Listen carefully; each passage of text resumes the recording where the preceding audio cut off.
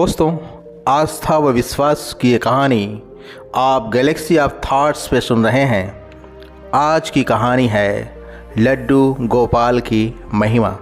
एक बार एक औरत श्री कृष्ण की परम भक्त थी। उसके पास लड्डू गोपाल विग्रह थे जिसकी वह हर रोज़ सेवा करती थी। एक बार तीर्थ यात्रा के लिए उसे 1 माह के लिए घर से दूर जाना था।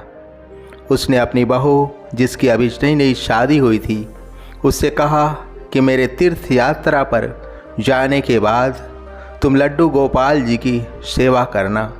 बहू कहने लगी, ठीक है माँ जी, आप मुझे विधि बता दें, मैं पूरी श्रद्धा से उनकी सेवा करूँगी।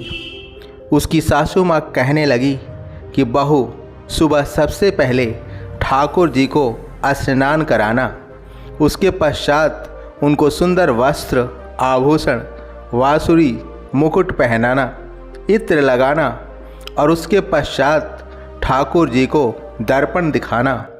दर्पण में जब ठाकुर जी मुस्कुराएं तो उनको भोग लगा देना।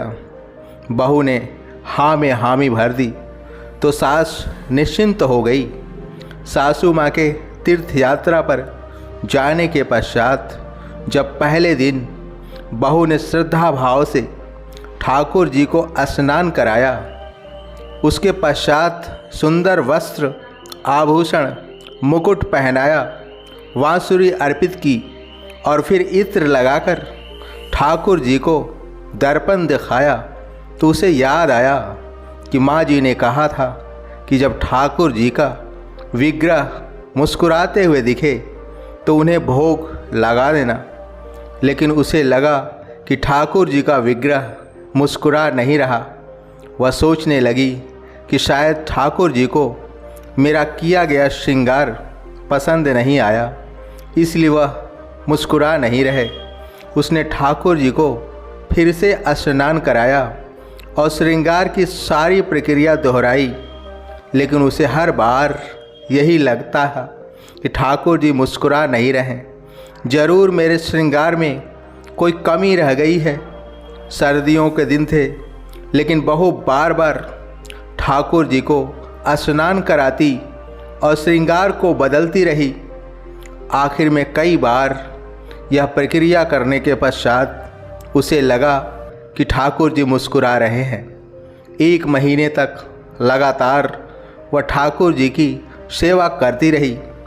1 महीने पश्चात जब उसकी सास वापस आई तो कहने लगी कि बहू, अब से लड्डू गोपाल जी की सेवा मैं कर दिया करूँगी। बहू कहने लगी, ठीक है माँ जी, जैसा आपको उचित लगे। अगले दिन सुबह सासू माँ ने ठाकुर जी को स्नान कराया और श्रृंगार किया, दर्पण दिखाकर भोग लगा दिया। रात को ठाकुर जी उसके सपने में आए और कहने लगे कि तुम मेरे स्नान और श्रृंगार की सेवा अपनी बहू को दे दो, क्योंकि उसकी सेवा में जो भाव है उसमें मुझे ज़्यादा आनंद आता है। तुम भी मुझे हर रोज़ स्नान कराती हो, लेकिन उसने मुझे स्नान कराया, वस्त्र, आभूषण, मुकुट, बांसुरी पहनाए, लेकिन जब भी वह मुझे दर्पण दिखाती तो उसे लगता है कि मैं मुस्कुरा नहीं रहा, इसलिए बार बार मुझे स्नान कराया, वस्त्र आभूषण बदले। उसके इस भोले भाव के कारण मुझे सच में मुस्कुराना पड़ता है, इसलिए उसकी सेवा में सच्ची भक्ति का रस व आनंद मिलता है। सपने के पश्चात उसकी नींद खुल गई। अगले दिन सुबह उठते ही सासू माँ ने सपने को परखने के लिए बहू से पूछा कि मेरे जाने के पश्चात तुमने ठाकुर जी की सेवा कैसे की थी। बहू ने सारी बात सासू माँ को बता दी। सास बहू से कहने लगी कि तू धन्य हो, तुम्हारे कारण मुझे स्वप्न में ठाकुर जी के दर्शन हुए। और बहू से कहने लगी कि ठाकुर जी चाहते हैं कि उनकी स्नान और श्रृंगार तुम करवाया करो।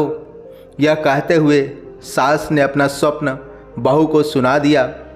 भगवान तो भाव के भूखे होते हैं, उन्हें हम बाहरी दिखावे से प्रसन्न नहीं कर सकते। उसके लिए सच्ची श्रद्धा होनी चाहिए। भगवान निश्चल प्रेम भाव पर रिझ जाते हैं। इसीलिए तो कहते हैं कि भगवान की सेवा सच्चे भाव से करनी चाहिए, क्योंकि वह सच्चे भाव पर रिश्ते हैं, बाहरी दिखावों पे नहीं। इसी के साथ आप सबको जय श्री कृष्णा, राधे राधे, लड्डू गोपाल जी की जय हो।